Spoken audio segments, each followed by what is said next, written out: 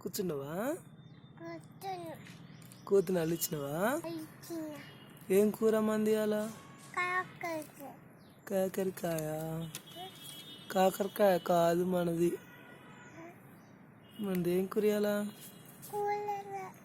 ఏం కూర? ఏం కూర తిన్నావు? గోంగూర. గోంగూర తిన్నావు ఈరోజు.